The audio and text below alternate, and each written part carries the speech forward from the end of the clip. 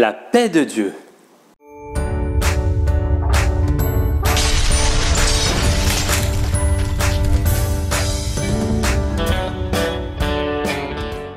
C'est l'histoire d'un concours de peinture sur le thème de la paix. Deux artistes sont en compétition. Le premier dessine une toile magnifique avec un ciel bleu, un gros soleil, pas de nuages, une montagne. Et puis, au sommet de cette montagne, on peut apercevoir une rivière qui coule le long de la vallée. Il y a des fleurs, il y a des arbres, avec des fruits dans les arbres. Ce tableau est magnifique. Le second artiste, quant à lui, dessine quelque chose de tout à fait différent. Il va dessiner un ciel sombre, avec des éclairs, des feuilles qui s'envolent de partout, de la pluie, une pluie torrentielle. Et puis, sur le côté de la toile, l'artiste va dessiner un arbre avec des branches dépourvues de feuilles. Et puis, sur une de ces branches, on peut apercevoir un petit nid. Au cœur de ce petit nid se trouve un oiseau endormi. L'histoire ne rapporte pas lequel des deux artistes a remporté le concours. Mais à titre personnel, je suis interpellé par la seconde toile, et plus particulièrement par le sommeil, la sérénité et la paix qui se dégagent de cette toile. Il me semble que cette représentation de la paix illustre parfaitement les propos tenus par Jésus dans l'évangile de Jean. En effet, nous pouvons lire dans Jean 14, verset 27, ceci : « Je vous laisse ma paix, je vous donne ma paix. Je ne vous la donne pas comme le monde la donne.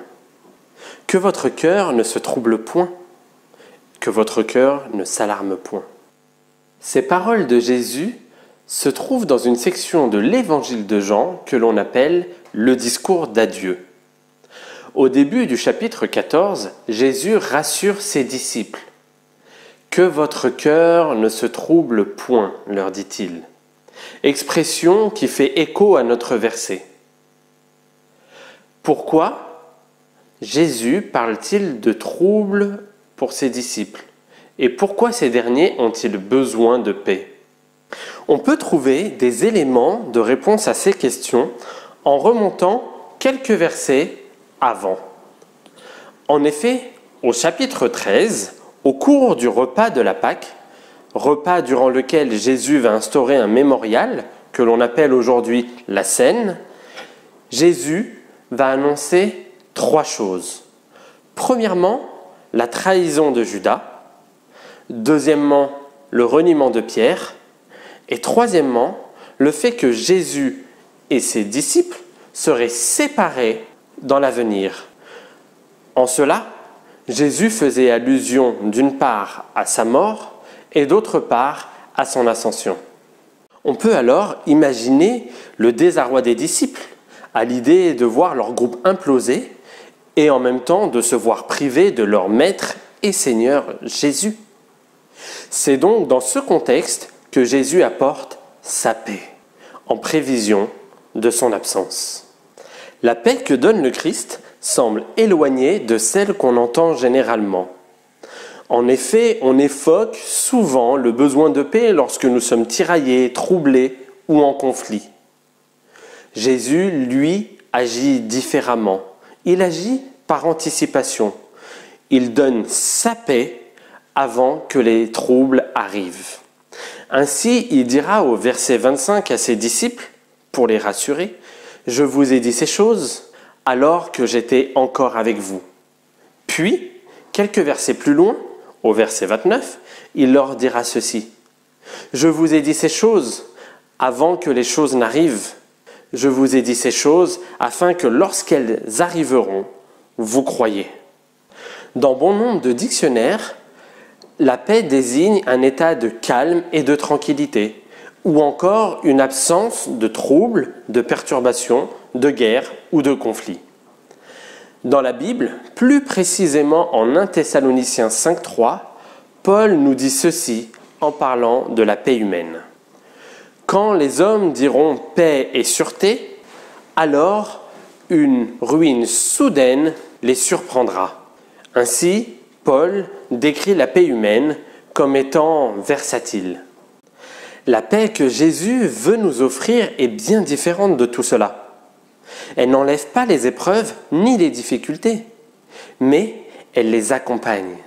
Aujourd'hui encore, peut-être que nous pouvons nous identifier aux disciples, troublés de ce que Dieu semble loin, tellement loin de nos préoccupations, de nos difficultés, des épreuves que nous traversons. Peut-être qu'à l'instar de cette seconde toile que le peintre avait peinte, nous pouvons voir tous les éléments se déchaîner autour de nous. Pire encore, nous pouvons avoir le sentiment qu'une épreuve n'est pas encore terminée, qu'une autre pointe déjà le bout de son nez. En d'autres termes, nous avons l'impression de cumuler. Et pourtant, au travers de notre texte, Jésus nous rappelle qu'il maîtrise les événements, car il les connaît par avance. Mieux encore, il est capable de les anticiper.